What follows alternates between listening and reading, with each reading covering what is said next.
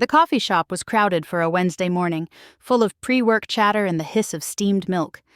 My sister Mia sat across from me, her new engagement ring flashing every time she gestured, which was often. "So," she said, voice polished the way it gets when she's practiced, "I wanted to talk about the engagement party." I took a sip that tasted like burned sugar and waited. Mia leaned in. "Evan and I want it small, close friends and professional contacts, people who've mattered to us, people who represent the life we're building." Represent, translation, impress. In my family, Mia was the one with the latter. Our brother Caleb was the one with the suit. I was the one with the vague job title. Freelance consulting, Mom liked to say, as if my work were a phase I'd grow out of.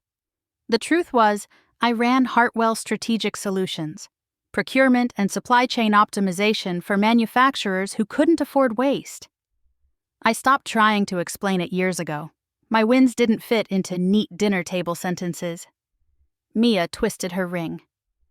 "Lena, you know I love you, but Evan's inviting his colleagues, potential clients, his boss.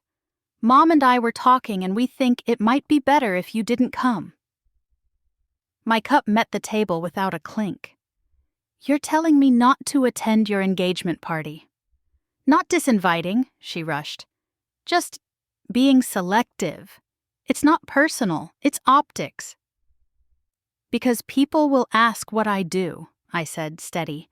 "And freelance consulting sounds like unemployment with better branding." Mia's cheeks went pink. She didn't argue.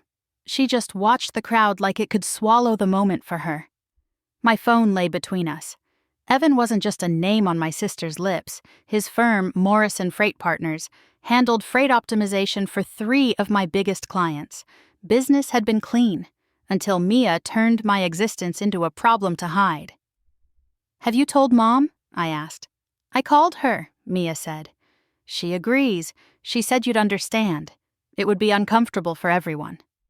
Uncomfortable, like I was a stain on the tablecloth. I unlocked my phone. "I need to make a call." "Lena, we're in the middle of—" I was already dialing. "Tessa," I said when my operations director answered, "terminate our contracts with Morrison Freight Partners. All 3 accounts. 30-day notice. Send the notices this morning." A pause. "That's $2.1 million a year." "I'm aware. List Evan Morrison as primary contact." "Can I ask why?" "Conflict of interest," I said. "I'll explain later." "Understood. I'll send within the hour." I hung up. Mia stared like she'd never met me. "What was that?" she whispered. "Work," I said. "Now, you are explaining why I don't fit." She tried to keep going, words tumbling about executives and lawyers, about Evan's boss, about how questions would distract from the celebration. My phone vibrated with a message from Tessa. "Notices drafted and sent." Mia's phone buzzed. "Evan," she answered. "Hi, love. What? Slow down. Terminated?" Her eyes flicked to me, then back to the screen. Her ring flashed. "Hartwell Strategic Solutions?" she repeated. "That's your biggest client?" Color drained from her face as she listened. 40%? She ended the call, breath shallow. "Lena," she said, "Hartwell is yours?" I folded my hands on the table. "You wanted optics. I'm removing mine from his." For a beat, the shop noise thinned, like someone turned down the world. Mia's mouth opened, shut, opened again. "Lena, you can't. Evan's going to be wrecked. His boss, his promotion." "You told me I would wreck a room," I said. "So I removed myself from the room and the ledger. This is revenge. It's governance." I slid my card holder from my bag and set it beside her glittering ring. Hartwell's logo looked plain next to that stone. "I can't keep a supplier whose account lead is about to marry into my family while my family treats my work like a punchline. That's a conflict. I'm fixing it." Her phone rang again. She declined it with a trembling thumb. Tears collected but didn't fall. "Please," she whispered. "Just undo it. I didn't know." "That's the point," I said.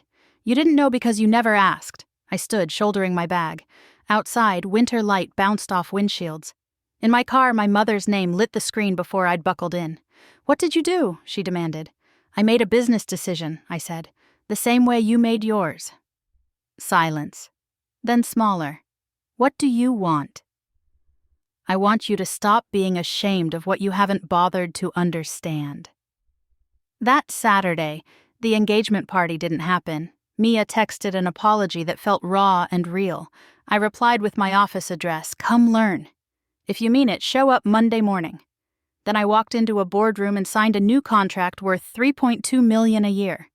Success didn't need their invitation. It just needed my name on the page.